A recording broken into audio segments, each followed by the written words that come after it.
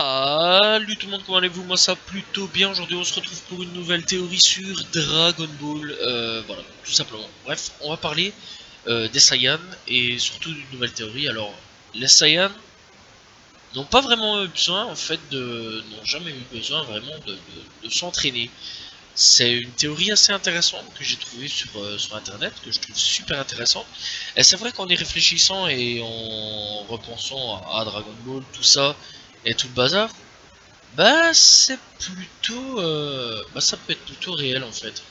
Parce que bah en gros, bah les Saiyans ils ont vraiment pas été vraiment enfin ils ont pas vraiment besoin d'entraînement.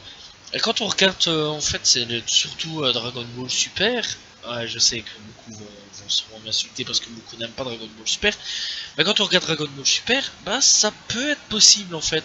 Bref, donc, la théorie, en gros, c'est marqué que les Saiyans ont toujours été une race puissante qui embrasait le conflit et la domination malgré leur force. Ils avaient encore des légendes à propos d'un Super Saiyan, donc voilà qu'ils n'étaient pas vraiment au courant, qui aurait élevé leur peuple et puisé dans des pouvoirs inouïs. Les rumeurs au sujet des Super Saiyans ont commencé à grandir, et bien qu'il faille énormément de force pour y arriver, il semblerait que ce ne soit pas si compliqué que prévu, voilà, avec Dragon Ball Super. En effet, le pouvoir étant inné, l'entraînement ne serait pas à l'origine de leur puissance. L'entraînement des Super Saiyans ne naît que lorsque Goku décide de s'améliorer pour combattre les nombreux adversaires qui envahissent la Terre. Donc tu vois un petit peu, mais on va un petit peu, allez, on va un petit peu améliorer le sujet là-dessus, parce que je trouve que c'est super intéressant. Alors c'est vrai qu'on remarque que depuis le début, Goku, bah, il a une force un petit peu inouïe, innée, clairement. Et si Goku, bah, en fait, s'entraîne, c'est pour, on va dire, améliorer la technique, être quand même un peu plus fort, ça c'est clair, net et précis. Mais pour ce qui est du Super Saiyan, en fait, il n'y en aurait pas besoin, parce que c'est surtout ça. Parce qu'en gros, le Super Saiyan, bah on le sait, ça s'attrape dans la nuque, voilà.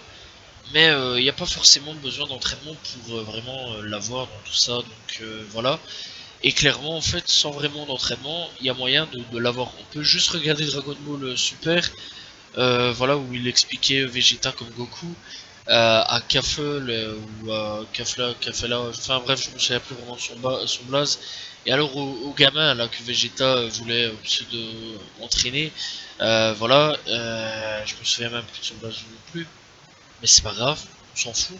Bah on remarque qu'en fait dans ça il dit ouais voilà, même si t'es pas très fort, tu sais t'entraîner, enfin tu sais devenir un Super Saiyan, comme ça, voilà, et alors tu te concentres, tu te concentres, tu te concentres, et puis boum, et se concentrer, et puis il est devenu Super Saiyan, donc en gros il n'y a pas vraiment besoin d'entraînement pour devenir un putain de Super Saiyan. Je trouve ça complètement triste et ridicule en fait, à ce niveau-là, si c'est vrai, si la théorie un jour admet que c'est vrai, mais ça peut aussi être intéressant, parce que voilà, donc mais ça détruirait le mythe.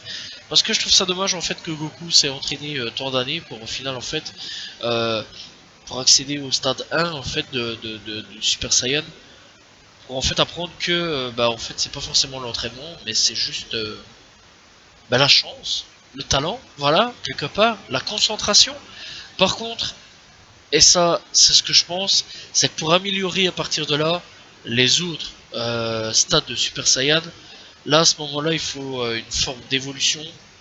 Clairement, voilà, je pense que pour le Super Saiyan 2, il y a eu de l'entraînement. D'ailleurs, on voyait que, et encore parce que même Dragon Ball Super a vraiment détruit le mythe à ce niveau-là, on voyait que Goku s'est entraîné dans tout ça pour atteindre le stade Super 2, enfin de 2, voilà. 3, même chose, voilà. Ça a été un entraînement dans le ciel, voilà, puisqu'il est mort. Mais quand on voit un petit peu Dragon Ball Super, en fait, ça casse tout le mythe. Et quelque part, en fait, il n'y a pas besoin d'entraînement aussi, mais je trouve ça fortement dommage, hein, parce que je trouve que c'est plus récompensant quand on s'entraîne, tout ça, à devenir plus fort. Mais est-ce que l'entraînement, c'est pas pour améliorer la vitesse, les techniques, et